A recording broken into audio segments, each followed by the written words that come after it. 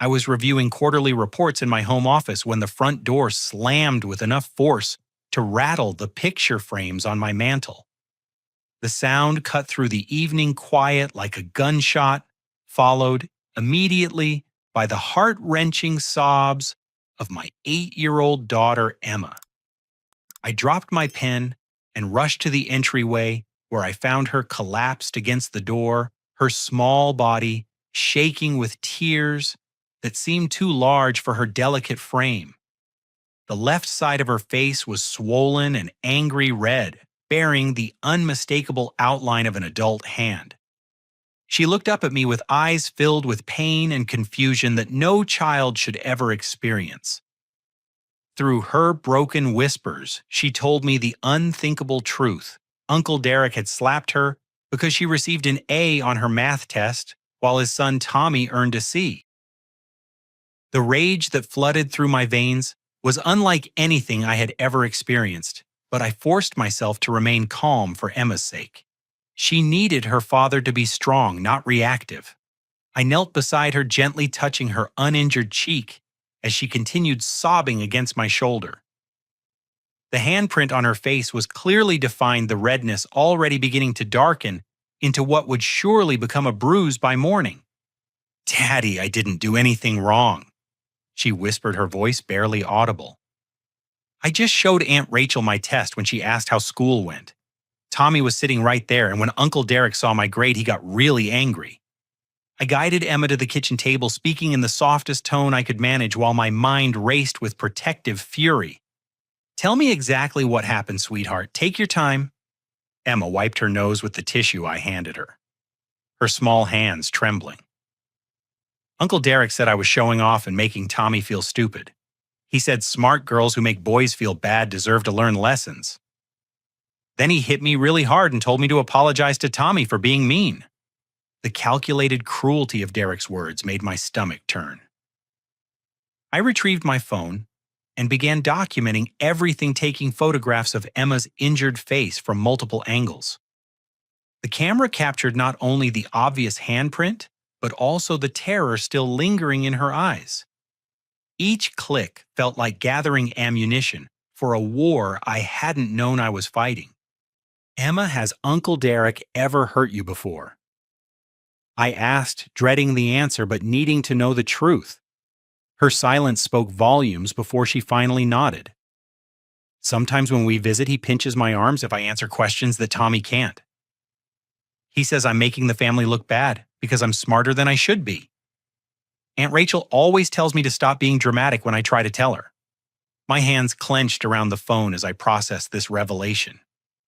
The man who had married into our family had been systematically abusing my daughter for months, and my own sister had been enabling his behavior.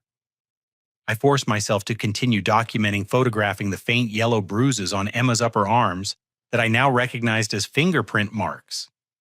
"We're going to urgent care right now," I told her, helping her put on her jacket. "A doctor needs to look at your face and make sure you're okay." The drive to the medical center felt endless. Emma's quiet sniffles from the passenger seat serving as a constant reminder of the injustice that had been done to her.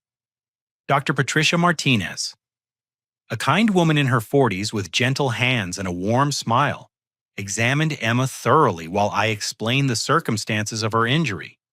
Dr. Martinez took her own photographs and measurements, documenting the size and placement of the handprint with professional precision. "This is definitely consistent with an adult male striking a child," she said quietly, ensuring Emma couldn't hear. "The force required to leave this kind of mark on an 8-year-old is significant." She also examined the bruises on Emma's arms, her expression growing increasingly serious. "These older injuries show a pattern of grip marks. Emma, can you tell me how you got these bruises?" Emma looked at me for reassurance before answering. "Uncle Derek squeezes my arms when I say things that make Tommy sad. He does it where my sleeves cover so nobody can see." Dr. Martinez completed her examination and pulled me aside. "Mr. Johnson, I'm required by law to report suspected child abuse to the authorities. Based on what I've observed in Emma's statements, this appears to be an ongoing pattern of physical abuse.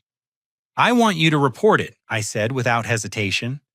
I want everything documented officially. Dr. Martinez handed me copies of her medical report and the photographs she had taken. Emma is going to be fine physically, but I strongly recommend counseling to help her process this trauma. Children often blame themselves when adults hurt them. As we left the medical center, Emma held my hand tightly. "Daddy, are you mad at me?"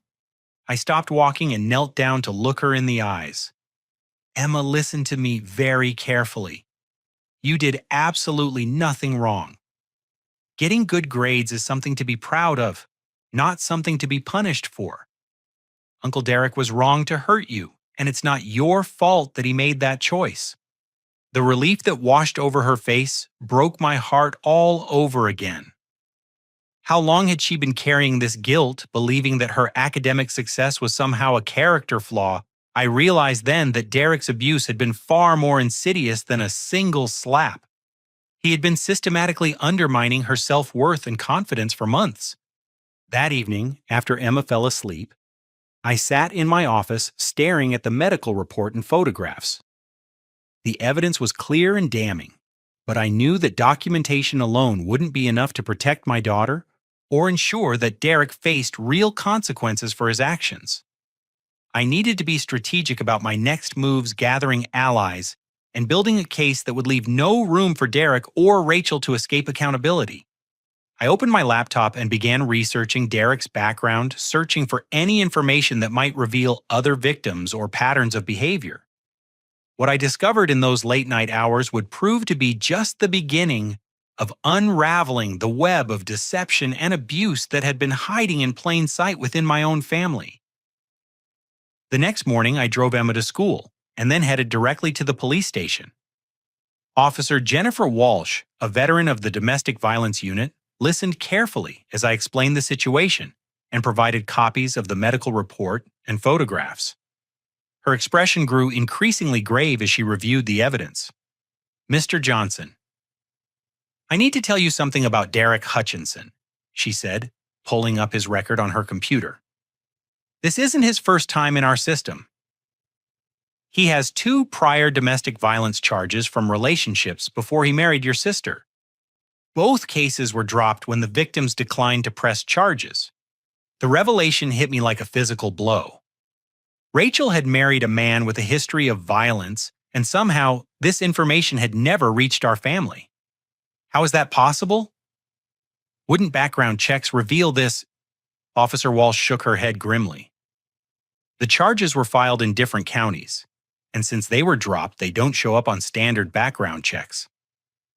But they're here in our database, and they establish a clear pattern of escalating behavior." She continued typing, pulling up additional information. "I'm also seeing some financial red flags. Derek's been the subject of several civil complaints related to his construction business. Unpaid debts, contract disputes, allegations of substandard work."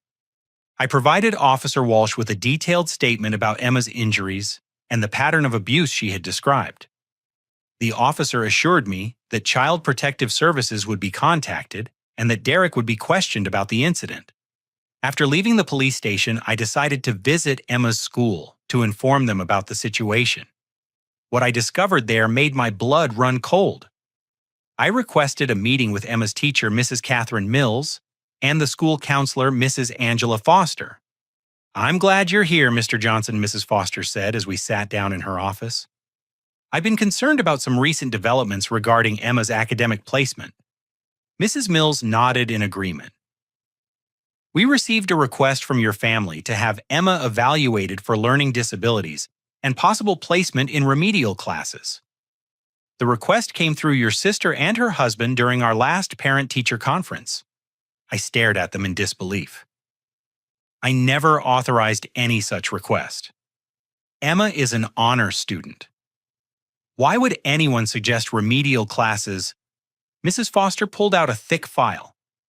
"Derek Hutchinson attended the conference with your sister, claiming to represent your interests as Emma's guardian. He expressed concerns about Emma's social development, suggesting that her academic performance was causing behavioral problems at home."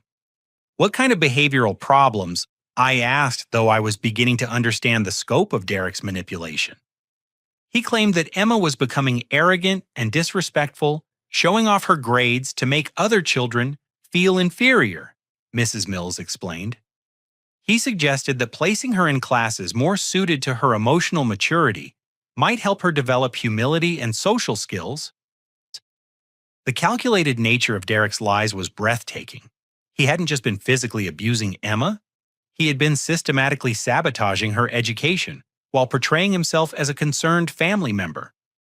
I realized that Rachel must have been complicit in this deception, using her relationship with me to gain access to Emma's school records. Mrs. Foster continued. We found his concerns unusual because Emma has never displayed any behavioral problems here. She's kind to her classmates and never boasts about her achievements.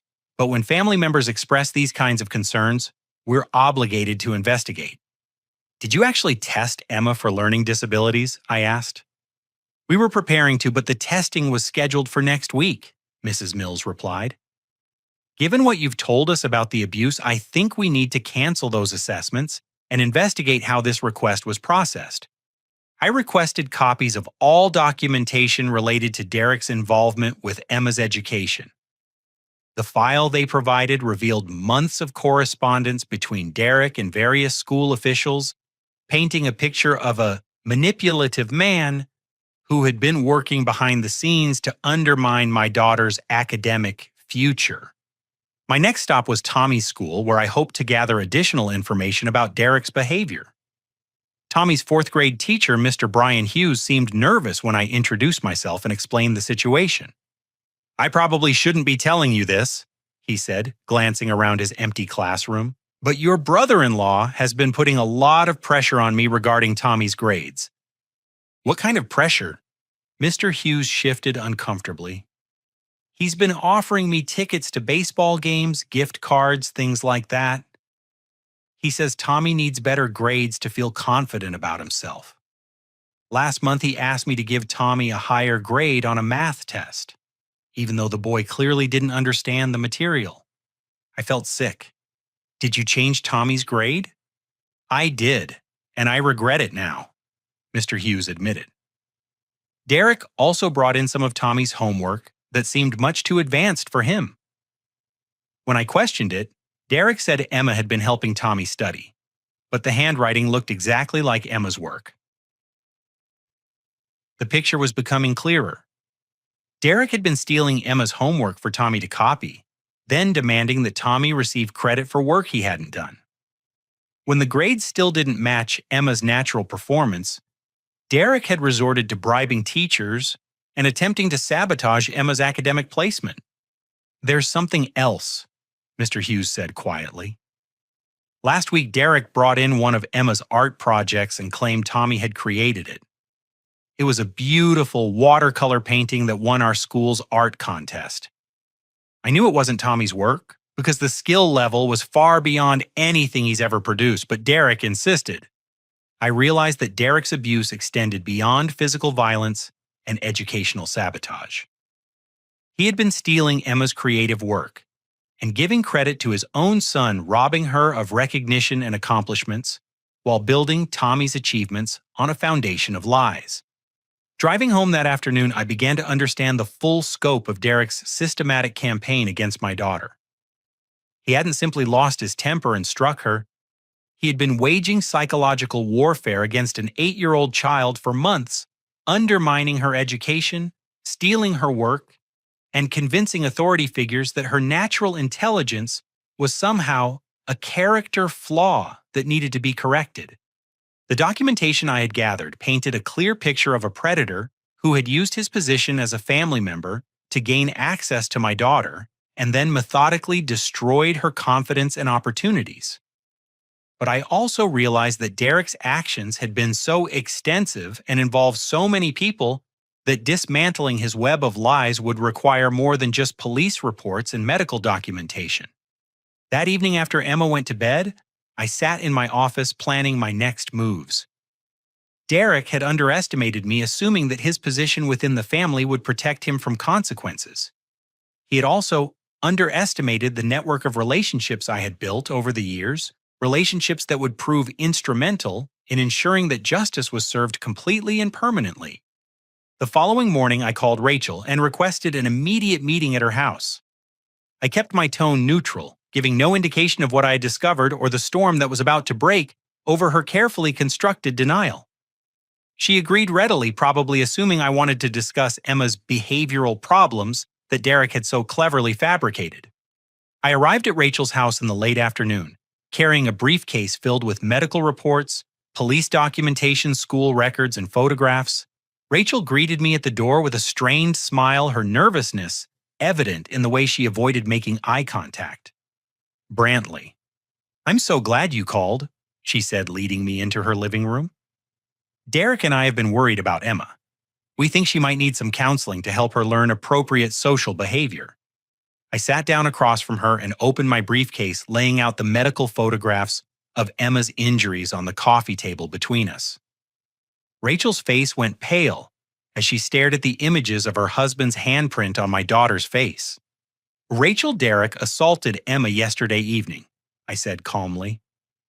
"Dr. Martinez documented the injuries and I filed a police report. I'm here to give you one opportunity to explain how my 8-year-old daughter ended up with these injuries while under your supervision." Rachel's hands trembled as she picked up one of the photographs. "Brantley, you have to understand.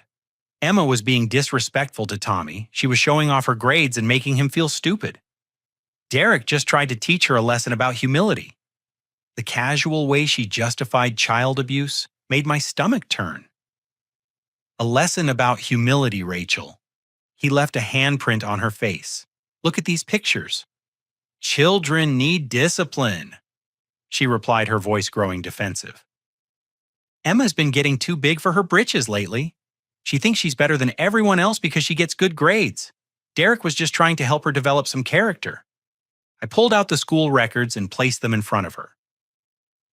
"Is this part of helping Emma develop character? Derek has been sabotaging her education for months, trying to get her placed in remedial classes, and telling her teachers that her academic success is a behavioral problem." Rachel glanced at the documents, but didn't seem surprised by their contents. Maybe that would be good for her. Emma spends too much time studying and not enough time learning how to be a normal little girl. A normal little girl.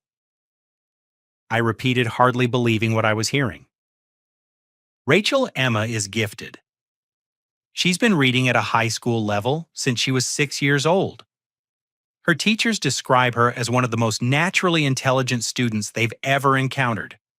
And look how that's turned out." Rachel snapped, her true feelings finally emerging. "She's arrogant and condescending. She makes other children feel inferior just by existing. Sometimes I think Derek is the only one brave enough to tell the truth about her attitude." I stared at my sister, realizing that the woman I had grown up loving and protecting had become someone I no longer recognized. "Rachel, you're describing child abuse as if it's educational philosophy. Derek has been physically hurting Emma for months because she's smarter than his son." "Tommy is a good boy," Rachel said, her voice rising. "He tries hard and does his best. It's not his fault that Emma makes him look bad by comparison. Derek is just protecting his son from feeling inferior." I pulled out the information about Derek's background and placed it on the table. "Your husband has 2 prior domestic violence charges, Rachel. Did you know that when you married him?" Her silence confirmed what I had suspected. Rachel had known about Derek's violent history and had chosen to ignore it, probably believing that she could control or change him. "Those charges were dropped," she finally said. "The women who made those accusations were lying because they wanted money. Both of them." "Rachel, listen to yourself. You're defending a man who hits children and has a documented history of violence against women." Our argument was interrupted by the sound of Derek's truck in the driveway. Rachel's face immediately changed fear, replacing defiance, as she quickly gathered up the photographs and documents. "You can't let Derek see these," she whispered urgently. "He'll be furious if he finds out you've been investigating him." "I want him to see them," I said, keeping my voice calm. I want him to explain to me why he thought it was acceptable to assault my daughter. Derek entered the house with his usual swagger, his work boots heavy on the hardwood floor. He was a large man, probably 6 feet 3 inches, and well over 200 pounds, with calloused hands and a face that seemed permanently set in a scowl. He stopped short when he saw me sitting in his living room. "What's he doing here?" Derek asked Rachel, jerking his thumb in my direction. "We need to talk," I said, standing to face him, "about what you did to Emma yesterday." Derek's expression darkened. "That little brat finally told on me, huh, figures? She can't handle being taught a lesson without running to Daddy." The casual admission of guilt was breathtaking in its arrogance. Derek wasn't even attempting to deny what he had done. He was proud of it. "You struck my 8-year-old daughter hard enough to leave bruises," I said. "What exactly did you think gave you the right to do that?" "Someone needs to teach her some respect," Derek replied, moving closer to me in what I recognized as an intimidation tactic. "Emma thinks she's better than everyone else because she gets good grades. She needed to learn that making other kids feel bad has consequences."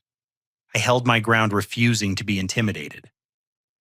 "The only consequence Emma experienced was being assaulted by a grown man who feels threatened by a child's intelligence." Derek's face flushed red with anger. "You think you're so smart, don't you? Just like your precious daughter." "Well, let me tell you something, college boy. In the real world, nobody cares how many A's you get. What matters is knowing your place and showing respect to people who've earned it. And you think you've earned the right to hit children? I think I've earned the right to discipline kids who get out of line in my house," Derek shot back.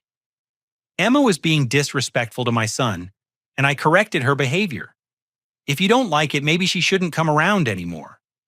The threat was clear, and it revealed something important about Derek's psychology. He saw Emma's intelligence as a personal insult and her presence as a threat to his son's self-esteem. Rather than encouraging Tommy to work harder or celebrating Emma's achievements, Derek had chosen to tear down a child to protect his own fragile ego. "Derek, I want you to stay away from my daughter," I said firmly. "You're not to contact her, speak to her, or be alone with her ever again." Derek laughed, but there was no humor in the sound. "You don't get to make demands in my house, boy. Emma is part of this family, which means she follows our rules or faces the consequences." "Actually, Derek, I do get to make demands," I replied, pulling out copies of the police report. "Because what you did to Emma is called assault, and it's a crime. I filed charges against you." The color drained from Derek's face as he stared at the official documents. "You called the cops on your own family." "I called the cops on a man who assaulted my child," I corrected. "The fact that you married my sister doesn't give you immunity from the law." Derek's shock quickly turned to rage. "You self-righteous piece of garbage! You think you're going to destroy my family over some spoiled brat who can't handle a little discipline?" He took a step toward me, his hands clenched into fists. I could see the violence building in his eyes, the same rage that had driven him to strike Emma. But I was prepared for this moment, and I stood my ground calmly. "I think I'm going to protect my daughter from a man who thinks violence is an appropriate response to academic achievement," I said. Derek raised his hand as if to strike me, but I caught his wrist before he could complete the motion. Years of staying in shape had served me well, and I was stronger than he had anticipated. "That would be your third assault charge, Derek," I said quietly. "I wouldn't recommend it." He jerked his arm away, his face twisted with hatred. "This isn't over. You have no idea who you're messing with." I turned to Rachel, who had been watching our confrontation in terrified silence. "Rachel, I need you to understand something. If you continue to enable Derek's behavior toward Emma, I'll pursue criminal charges against you as well. Accessory to child abuse is a serious crime." "You're overreacting," Rachel said, but her voice lacked conviction. "Derek just lost his temper. It won't happen again." "You're right, it won't happen again," I agreed. "Because Derek is going to stay away from Emma, and you're going to make sure of it." As I gathered my documents and prepared to leave, Derek made one final threat. "You better watch yourself, Brantley. Accidents happen to people who stick their noses where they don't belong." I turned back to face him, my expression calm, but my voice carrying absolute certainty. "Derek, you've just threatened me in front of a witness while under investigation for child abuse. I hope for your sake that you're smarter than you appear to be." As I drove home that evening, I realized that the confrontation had revealed something crucial about the dynamics in Rachel and Derek's household. My sister wasn't just enabling her husband's abusive behavior, she was actively participating in it. Her willingness to justify violence against Emma and her complete lack of concern for my daughter's well-being showed me that I was dealing with two people who had lost all moral compass. But the confrontation had also shown me something else. Derek's threats and his obvious belief that he was untouchable revealed a man who had never faced real consequences for his actions. He had intimidated and manipulated his way through life, using his size and aggressive personality to control those around him. That was about to change. The quiet phone calls I had planned to make would ensure that Derek's reign of terror over my family came to a swift and permanent end. But first I needed to secure Emma's safety and begin the process of healing the damage that had already been done to her young psyche. The war Derek had started when he laid a hand on my daughter was about to become very real, very public, and very costly for him. He had underestimated the lengths to which a father would go to protect his child, and that miscalculation would prove to be the beginning of his complete downfall. That evening, after ensuring Emma was safely asleep, I retreated to my home office to begin making the phone calls that would transform Derek's life from comfortable to catastrophic. These weren't random calls for help. They were carefully planned contacts with individuals who possessed the power and authority to dismantle Derek's world piece by piece. My first call was to Marcus Thompson, my former roommate from Georgetown University, who had risen to become the district attorney for our county. Marcus and I had maintained our friendship over the years, bonding over our shared commitment to justice and our mutual experiences as single fathers.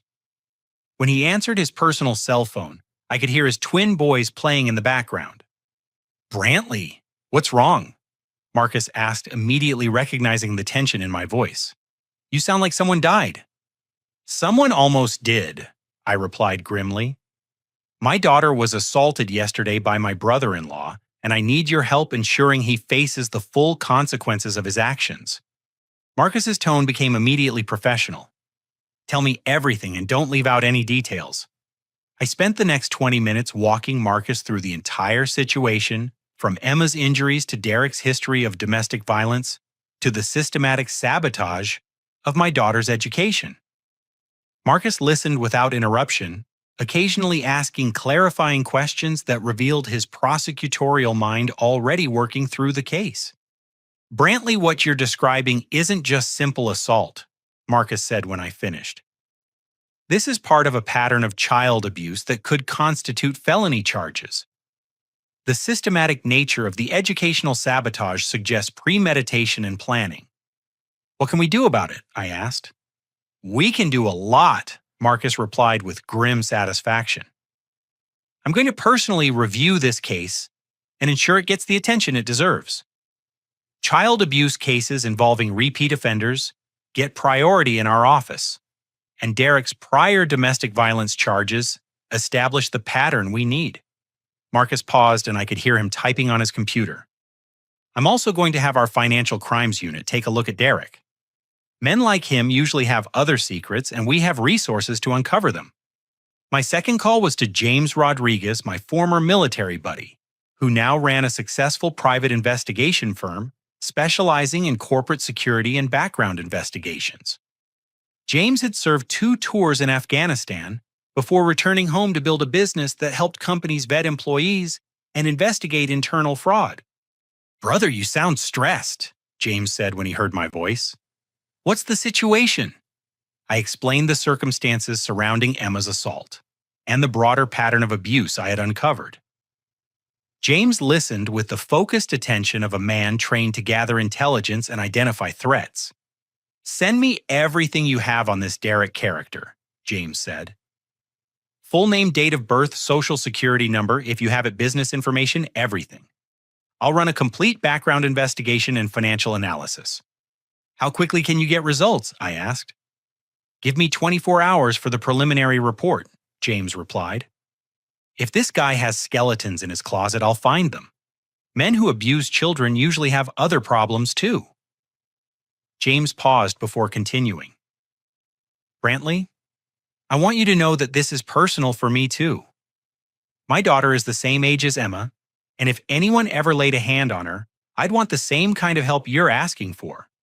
My third call was to Caroline Webb, my former mentor from the financial services industry, who had left private practice to become a family court judge. Caroline had been instrumental in helping me navigate the legal complexities when Emma's mother died, and she had always shown genuine concern for my daughter's well-being. Brantley, it's late for you to be calling, Caroline said with concern. Is Emma okay?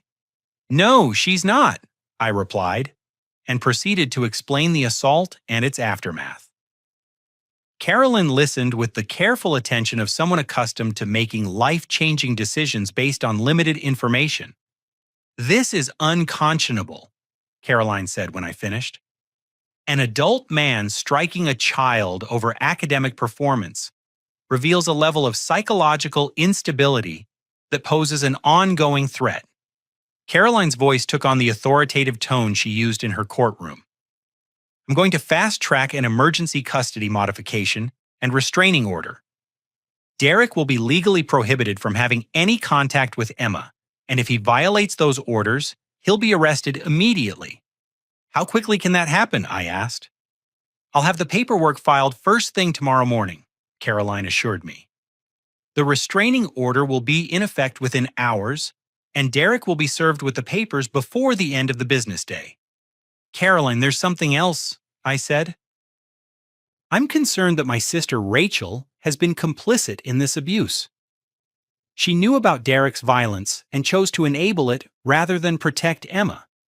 That changes the legal landscape significantly, Caroline replied.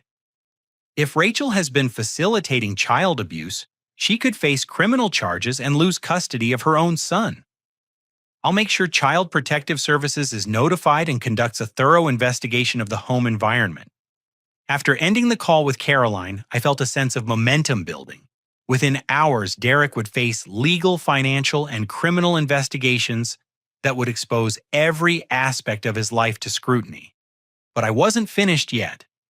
My fourth call was to Dr. Patricia Martinez, the physician who had treated Emma's injuries.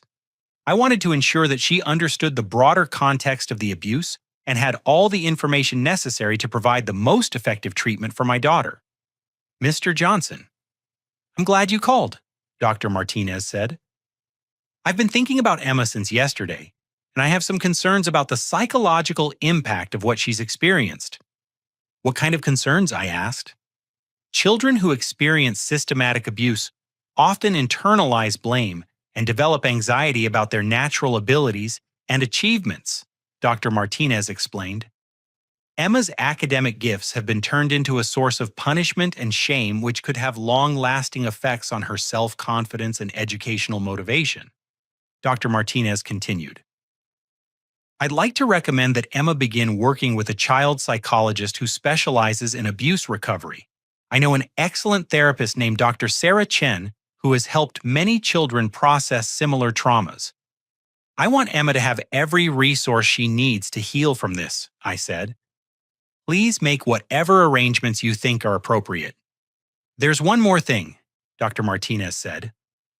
I'm required to report suspected child abuse to the authorities, but I want you to know that I'm also going to be documenting everything thoroughly in case this case goes to trial. Emma's injuries and the pattern of abuse you've described will be fully documented in her medical records. By the time I finished making my phone calls, it was nearly midnight. But I felt a sense of satisfaction that I hadn't experienced since Emma had walked through the door with Derek's handprint on her face.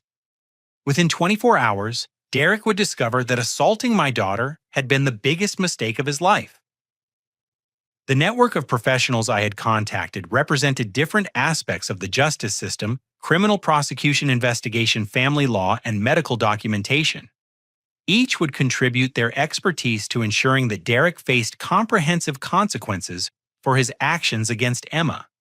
But beyond the immediate goal of justice, these phone calls represented something larger. They were proof that building relationships and maintaining integrity over the years had created a support system that could be mobilized when it mattered most. Derek had operated under the assumption that his position within our family would protect him from accountability. He was about to learn how wrong that assumption had been. As I prepared for bed, I checked on Emma one final time. She was sleeping peacefully, her injured face finally relaxed and free from the tension that had marked her features since the assault. Tomorrow would bring the beginning of Derek's reckoning. But tonight my daughter was safe in her own home, protected by a father who would move mountains to ensure her safety and well-being. The war Derek had started was about to become very real, and he was completely unprepared for the forces that were about to converge on his carefully constructed facade of respectability. The next morning brought results faster than I had anticipated. James Rodriguez called while I was preparing Emma's breakfast, his voice carrying the excitement of a hunter who had found his prey. "Brantley, you're going to want to sit down for this," James said. "Your brother-in-law is dirty in ways you haven't even imagined." I moved to my office, closing the door so Emma wouldn't overhear the conversation. "What did you find?" "Let's start with the financial crimes," James said, and I could hear papers rustling as he reviewed his notes. Derek's been running an illegal side business using materials stolen from construction sites. He's been selling premium lumber, copper piping, and electrical components to unsuspecting homeowners at discount prices. The scope of Derek's criminal activity was staggering. "How long has this been going on?" "At least 2 years based on what I can document," James replied. But here's the interesting part. Derek's been using stolen materials on legitimate jobs too, pocketing the money he should have spent on proper supplies. Some of the houses he's worked on could have serious structural or safety issues. James continued. "I also found his gambling problem. Derek owes $47,000 to various creditors, including some very unpleasant people who don't accept payment plans. He's been stealing and selling materials to pay gambling debts." "Is there more?" I asked, though part of me didn't want to know the answer. "Oh, there's more," James said with grim satisfaction. Derek's been filing false tax returns for 3 years. He's claimed charitable donations totaling $38,000 to organizations that don't exist. The IRS is going to be very interested in those discrepancies. The picture James painted revealed a man whose entire life was built on deception and theft. Derek hadn't just been abusing Emma. He had been systematically defrauding clients, stealing materials, evading taxes, and accumulating massive debts through gambling. "James, I need you to compile everything you found and get it to Marcus Thompson's office immediately," I said. "Derek's about to discover that hitting my daughter was the least of his problems." An hour later, Marcus called with an update on the criminal investigation. "Brantley, your friend James has provided us with a goldmine of information. We're opening a full investigation into Derek's construction business, and I've contacted the IRS about the tax fraud." Marcus paused before delivering even more significant news. "But there's something else you need to know. We received a call this morning from Tommy's school counselor. She's concerned about bruises she noticed on Tommy's arms and back." My heart sank as I realized that Derek's violence wasn't limited to Emma. "Tommy's being abused too." "It appears so," Marcus confirmed. Child Protective Services is conducting an emergency investigation of the home, and they're going to interview Tommy this afternoon. If they find evidence of abuse, Tommy will be removed from Derek and Rachel's custody immediately. The revelation that Tommy was also a victim added another layer of urgency to the situation. I realized that Derek's psychological manipulation of both children had been designed to pit them against each other while he maintained control through fear and violence. Later that morning, I received a call that I hadn't expected. Mrs. Angela Foster, the school counselor from Emma's school, had news that made my blood boil. Mr. Johnson, we've discovered something disturbing about the documents Derek submitted regarding Emma's academic placement, she said. The signature authorization form appears to have been forged. What do you mean forged? I asked. Derek submitted a document that purported to bear your signature, authorizing the school to discuss Emma's educational needs with him and to implement recommended changes to her academic program, Mrs. Foster explained. When we compared it to your actual signature on file, the discrepancies were obvious. The implications were staggering. Derek hadn't just been manipulating school officials. He had been committing fraud by forging my signature on legal documents. This added yet another criminal charge to the growing list of offenses. Mrs. Foster, I want that document preserved as evidence, I said. And I want every interaction Derek has had with school personnel thoroughly documented. We're already doing that, she assured me. The school board has also voted to implement new policies requiring notarized authorization for any educational changes involving children from divided families. That afternoon brought the most unexpected development of all. I was reviewing financial reports when my doorbell rang. Standing on my front porch was Tommy Derek's son, looking scared and carrying a small backpack. Mr. Brantley, he said quietly, can I talk to you? I walked here from school. I brought Tommy inside and offered him a snack, noticing the fear in his eyes and the way he flinched when I moved too quickly. Whatever he had come to tell me was clearly causing him significant distress. Tommy, are you okay? I asked gently. Does your mom know where you are? Tommy shook his head, tears beginning to form in his eyes. Mom's at work and Dad's really angry about the police coming to our house. He said it's all Emma's fault for telling lies about him. Tommy, Emma didn't tell any lies, I said carefully. Your dad hurt her, and that's not acceptable under any circumstances. I know, Tommy whispered. Dad hurts me too. But he always says it's because I'm not smart enough or strong enough. He makes me do things that I know are wrong. My heart broke for this child who had been living in the same environment of fear and manipulation that Derek had tried to create for Emma. What kind of things does your dad make you do? Tommy looked around nervously before answering. He makes me copy Emma's homework and turn it in as my own work. When I told him it was cheating, he hit me and said stupid kids don't have the luxury of being honest. The confession confirmed what I had suspected about Derek's academic fraud. Tommy, that's not your fault. Your dad put you in an impossible situation. There's more, Tommy continued, his voice barely audible. Dad takes Emma's art projects and puts my name on them. He destroyed some of her paintings because he said she was showing off. I wanted to stop him, but I was scared he would hit me again. The systematic destruction of Emma's creative work revealed another dimension of Derek's psychological abuse. He hadn't just been stealing her academic achievements. He had been destroying evidence of her talents to prevent her from gaining recognition. Tommy, I need to ask you something important, I said gently.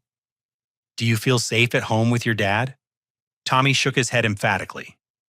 Dad says if anyone finds out about the things he makes me do, he'll send me away to military school where they teach kids respect through discipline.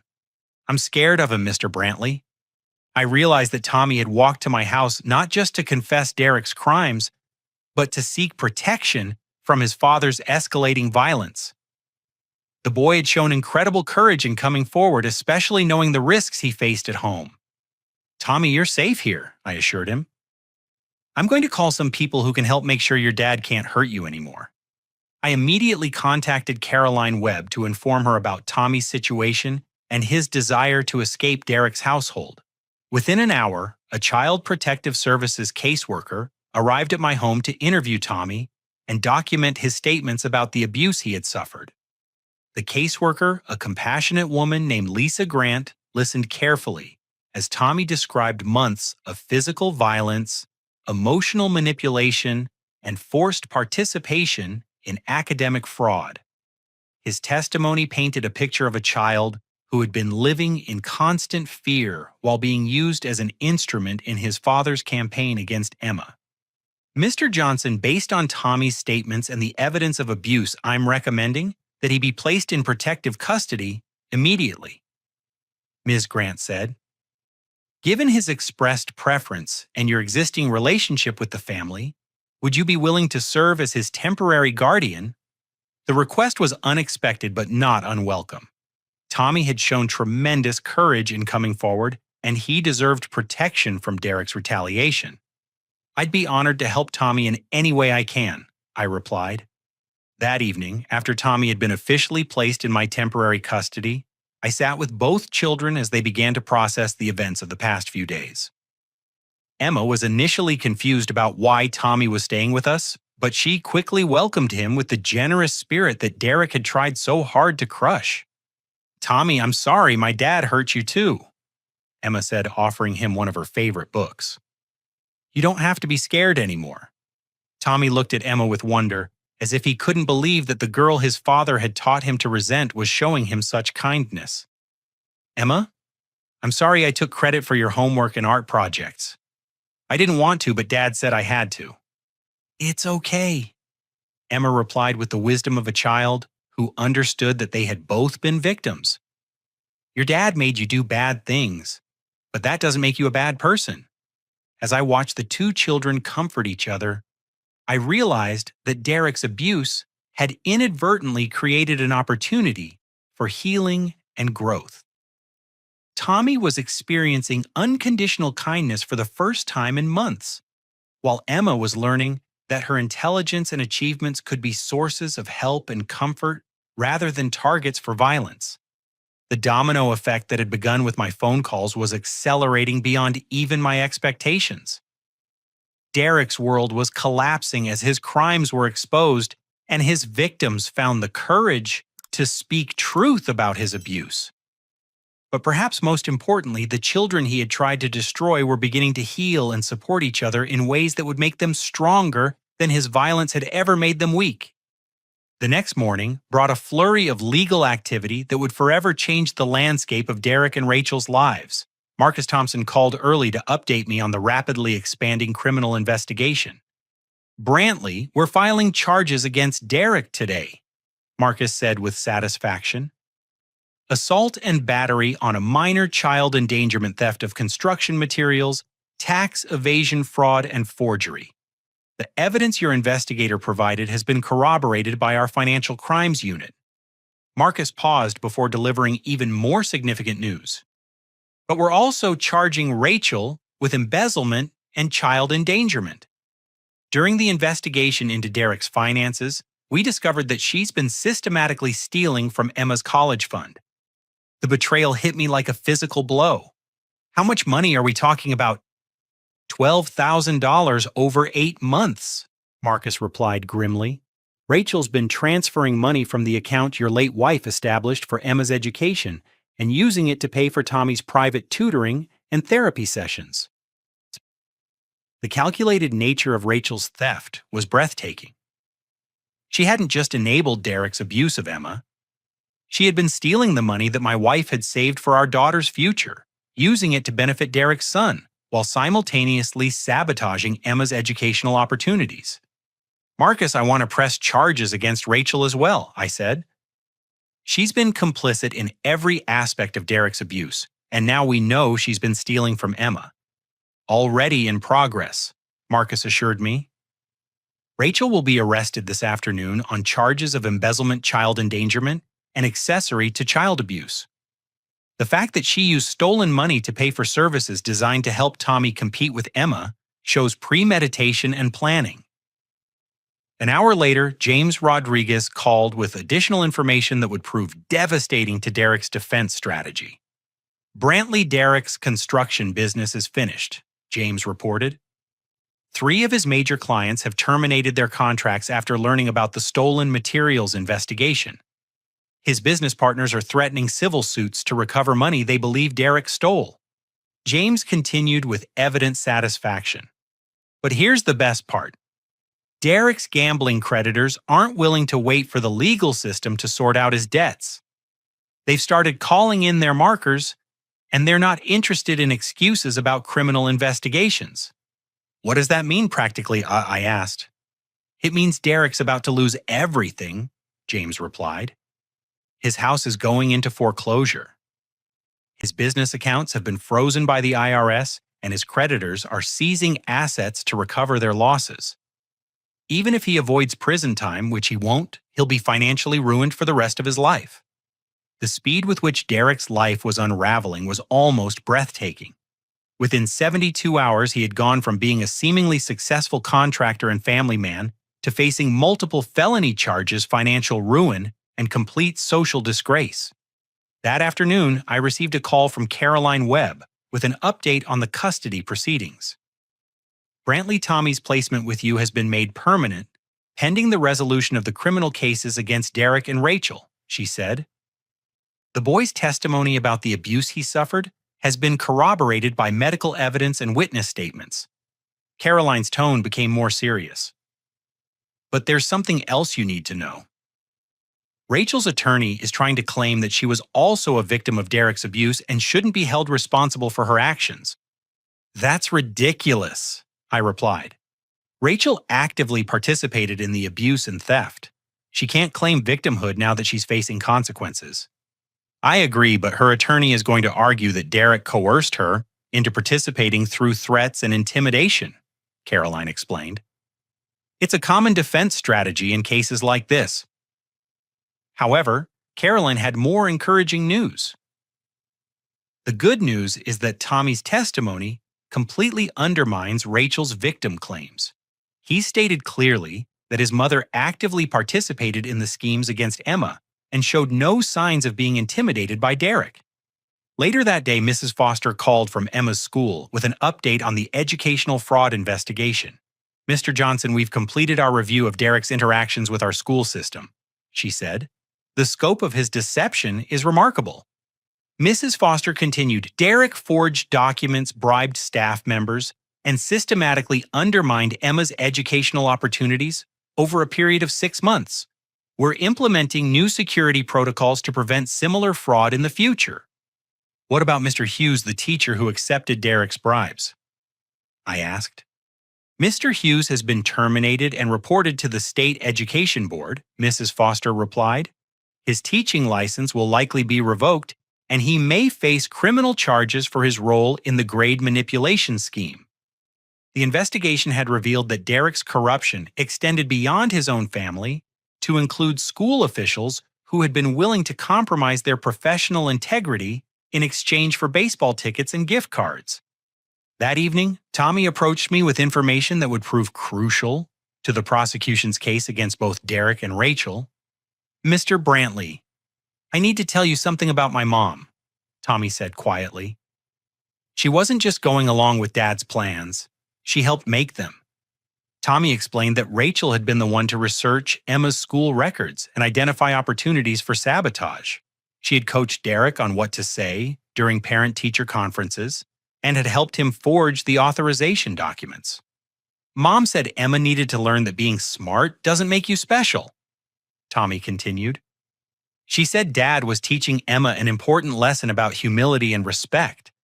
Tommy's testimony revealed that Rachel hadn't been a reluctant participant in Derek's schemes. She had been an active collaborator who shared his resentment of Emma's academic achievements. There's something else, Tommy said, his voice barely audible. Mom and Dad used to talk about sending Emma away to boarding school where they could teach her proper behavior. They said you spoiled her by encouraging her to think she was smarter than other kids. The revelation that Derek and Rachel had been planning to remove Emma from my custody entirely showed the scope of their intentions. They hadn't just wanted to undermine her education. They had wanted to remove her from any environment where her natural abilities could flourish. As the day ended, I reflected on how completely the tables had turned since Emma had walked through my door with Derek's handprint on her face. Derek and Rachel, who had believed they could abuse and manipulate my daughter with impunity, were now facing criminal charges, financial ruin, and complete social disgrace. But beyond the satisfaction of seeing justice served, I felt a profound sense of gratitude for the network of relationships that had made this swift and comprehensive response possible. Marcus James, Caroline, Dr. Martinez, and the other professionals who had rallied to Emma's defense had turned Derek's assault on my daughter into the catalyst for his complete downfall. Derek had underestimated the consequences of his actions, believing that his position within our family would shield him from accountability. Instead, his abuse of Emma had triggered an investigation that exposed every aspect of his criminal behavior and revealed him to be exactly what he was: a violent, dishonest man who had been preying on children and stealing from families for years. Tomorrow would bring the final confrontation when Derek would come to my door seeking mercy from the very man whose daughter he had assaulted. But mercy was no longer mine to give. Derek's fate would be decided by judges, juries, and the legal system that he had spent so long believing he could manipulate and avoid. It was exactly 3 days after I had made my quiet phone calls when Derek Hutchinson appeared on my front porch, and the sight of him shocked me more than I had anticipated. The confident, aggressive man who had threatened me in his living room had been replaced by someone I barely recognized. Derek's clothes were wrinkled and stained. His eyes were red and swollen from crying, and his hands shook as he raised them to knock on my door. Through the window, I could see a battered pickup truck parked crookedly in my driveway, its paint faded, and one headlight broken. This was all that remained of Derek's once thriving construction business, and it looked as defeated as the man who had driven it to my home. I opened the door but didn't invite him inside. Emma and Tommy were in the living room working on homework together, their laughter and conversation a stark contrast to the broken man standing before me. "Brantley, please." Derek said, his voice hoarse and desperate. "You have to help me. You have to call off your dogs. This has gone too far." I studied Derek's face, noting the genuine fear and desperation in his eyes. The man who had casually admitted to assaulting my daughter and threatened me with violence was now begging for mercy like a child. "Call off my dogs," I repeated calmly. "Derek, I'm not sure what you mean. I simply reported a crime and let the appropriate authorities handle the situation." Derek's composure cracked completely and tears began streaming down his face. "They took everything, Brantley, everything. The police arrested me at my job site in front of my crew. The IRS seized my bank accounts. My clients canceled their contracts. The house is in foreclosure." He wiped his nose with his sleeve, a gesture that somehow made him seem smaller and more pathetic. "Rachel left me. She took what money we had left and went to her mother's place in Arizona. She said she never wants to see me again." I felt no satisfaction in Derek's misery, but I also felt no sympathy for a man who had brought this destruction upon himself through his abuse of children and systematic criminal behavior. "Derek, what exactly do you want from me?" I asked. "I want you to tell the prosecutor that this was all a misunderstanding," Derek pleaded. "Tell them that Emma misunderstood what happened, that I was just trying to discipline her appropriately. Tell them you don't want to press charges." The audacity of Derek's request was breathtaking. Even facing complete ruin, he was still trying to manipulate the situation and escape responsibility for his actions. "Derek, Emma didn't misunderstand anything," I said firmly. "You struck my 8-year-old daughter hard enough to leave bruises because she performed better academically than your son. There's no misunderstanding about that." Derek's desperation deepened. "But I never meant to hurt her that badly. I was just trying to teach her some respect. Kids today don't know their place, and someone needs to show them boundaries." "By hitting them?" I asked. "By teaching them that actions have consequences," Derek replied, apparently unable to see the irony in his statement. I gestured toward the legal documents visible through my front window. "You're absolutely right, Derek. Actions do have consequences. Your action was assaulting my daughter. The consequences are everything that's happening to you now. Derek seemed to realize that pleading wasn't going to work, and his tone shifted to something approaching anger. This is vindictive, Brantley. You're destroying my entire life over one mistake. One mistake, I repeated. Derek, the investigation revealed that you've been physically abusing Emma for months. You stole construction materials, evaded taxes, forged documents, bribed school officials, and destroyed my daughter's artwork. Those weren't mistakes, they were choices. Derek's face flushed red, and for a moment I saw the same rage that had driven him to strike Emma. You think you're so perfect, don't you? You and your precious daughter with her perfect grades and her perfect behavior. Well, let me tell you something about perfection, college boy. His voice rose as his anger built.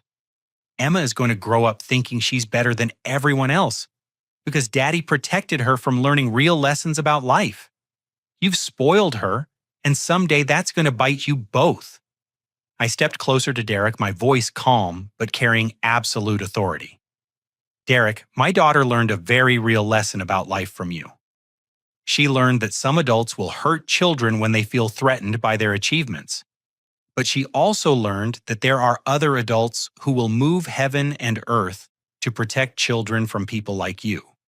Derek seemed to deflate again, recognizing that his threats and manipulations no longer had any power.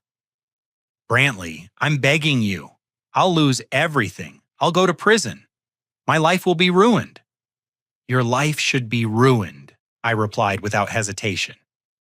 You're a grown man who hit a child because she was smarter than you could tolerate. You stole from families, defrauded the government, and systematically abused 2 children for months. The only tragedy here is that it took this long for your behavior to catch up with you. Derek stared at me for a long moment, and I could see the exact instant when he realized that no amount of begging or threatening would change his situation. The network of professionals I had contacted wasn't under my control. They were doing their jobs according to the law and the evidence that Derek himself had provided through his criminal behavior. Those phone calls you made, Derek said quietly. You knew exactly what would happen, didn't you? I knew that reporting your crimes to the appropriate authorities would result in an investigation, I replied. I knew that men like you usually have more secrets than just child abuse. And I knew that the legal system works when good people do their jobs properly. Derek nodded slowly, finally understanding that he had underestimated not just me, but the entire system of justice that he had spent years believing he could manipulate and avoid. What about Tommy? Derek asked. Can I at least see my son? Tommy doesn't want to see you, I said. He's been placed in my custody, and he's finally safe from your abuse. He's doing his own homework now, making his own art projects, and learning what it feels like to be valued for who he is, rather than punished for who he isn't. Derek's shoulders sagged as he absorbed this final blow. His son, the child he had claimed to be protecting through his abuse of Emma, wanted nothing to do with him. As Derek turned to leave, I called after him. Derek, there's something you should understand. This wasn't about revenge or vindictiveness. This was about protecting children and ensuring that you face appropriate consequences for your choices. Derek paused but didn't turn around. What am I supposed to do now? You're supposed to accept responsibility for your actions, serve your sentence with dignity, and spend the rest of your life making amends for the damage you've caused, I replied. You're supposed to get the help you need so that you never hurt another child again. Derek walked to his truck without another word, and I watched him drive away, for what I knew would be the last time. 3 days later, he would accept a plea agreement that included 5 years in prison, full restitution for the money he had stolen, and permanent restraining orders prohibiting him from contacting Emma Tommy or any member of our family. Rachel, facing her own criminal charges for embezzlement and child endangerment, accepted a plea deal that included 2 years probation, mandatory counseling, and the permanent loss of custody rights for Tommy. She disappeared to Arizona and never attempted to contact any of us again. In the months that followed Derek's arrest, Tommy flourished in his new environment. Free from his father's violence and manipulation, he discovered his own academic strengths and developed genuine friendships with classmates who valued him for his kindness rather than his performance relative to Emma. Emma returned to her advanced academic placement and quickly regained the confidence that Derek had tried to destroy. Dr. Martinez connected us with Dr. Sarah Chen, a child psychologist who helped both children process the trauma they had experienced and develop healthy strategies for dealing with difficult emotions. 6 months after Derek's imprisonment, Emma won the state science fair with a project on renewable energy that she had designed and executed entirely on her own. Tommy cheered louder than anyone when her name was announced, genuinely proud of his adoptive sister's achievements. The legal adoption of Tommy was finalized 8 months after Derek's arrest, creating the family unit that both children had always needed. Emma gained a brother who truly supported her success, while Tommy gained a sister who valued his unique talents and a father who encouraged his growth rather than demanding his submission. Dr. Martinez became our family pediatrician, monitoring both children's physical and emotional health as they continued to heal from Derek's abuse. Officer Walsh checked on us regularly during the first few months, ensuring that the restraining orders were being respected and that the children felt safe in their new circumstances. The school system implemented comprehensive new policies to prevent the kind of fraud and manipulation that Derek had perpetrated. Background checks became mandatory for anyone seeking to influence a child's educational placement, and all authorization documents required notarization and verification. Mr. Hughes, the teacher, who had accepted Derek's bribes, lost his teaching license permanently and faced criminal charges for his role in the grade manipulation scheme. His conviction sent a clear message to other educators about the consequences of compromising their professional integrity. As I reflect on this experience now, I realize that Derek's assault on Emma revealed something profound about the nature of protection and justice. The immediate instinct when someone hurts your child is to respond with anger and violence to meet force with force and pain with pain. But true protection requires something deeper and more lasting than immediate retaliation. True protection means building relationships with good people before you need their help. It means understanding systems and institutions well enough to use them effectively when circumstances require intervention. Most importantly, true protection means teaching children that their worth isn't dependent on the approval of people who would hurt them, and that there are always adults willing to stand up for what's right when children cannot protect themselves. Emma and Tommy learned that academic achievement is something to celebrate, not something to fear. They learned that adults who truly care about children encourage their growth rather than punishing their success. And they learned that justice, while sometimes slow, is ultimately more powerful than the temporary advantages that bullies and abusers believe they possess. The life lesson that emerged from this painful experience is simple but profound. When someone hurts your child, your response should be measured not by the intensity of your anger, but by the completeness of your preparation and the strength of your character. Protecting children requires patience, wisdom, and the courage to build support systems that can respond effectively when protection becomes necessary. It requires understanding that justice served through proper channels is always more powerful and lasting than revenge pursued through anger. Derek learned too late that actions truly do have consequences, and that the consequences of harming children extend far beyond the immediate moment of violence. His life was destroyed not by my anger, but by his own choices, and the inevitable response of a society that values the protection of children above the comfort of those who would harm them. Emma and Tommy are thriving today, their bond as siblings stronger than the abuse that Derek tried to create between them. They support each other's achievements, comfort each other's fears, and face the future with the confidence that comes from knowing they are truly loved and protected. That is the real victory in this story, not Derek's imprisonment or financial ruin, but the healing and growth of two children who refused to let his violence define their worth or limit their potential. Have you ever faced a situation where someone tried to convince you that a child's success was somehow harmful to other children? How do you think we can better protect children from adults who feel threatened by their achievements? I'd love to hear your thoughts in the comments below. If this story resonated with you, please like this video and share it with others who might benefit from understanding how proper preparation and strong relationships can protect children from those who would harm them. Subscribe for more stories about justice, healing, and the power of doing what's right even when it's difficult. Thank you for taking the time to hear Emma and Tommy's story. I hope it reminds you that children's achievements should always be celebrated, never punished, and that there are always good people willing to stand up for what's right when it matters most. May you find the courage to build the relationships and support systems that make true protection possible. And may your children always know that their worth is measured by their character, not by how they compare to others.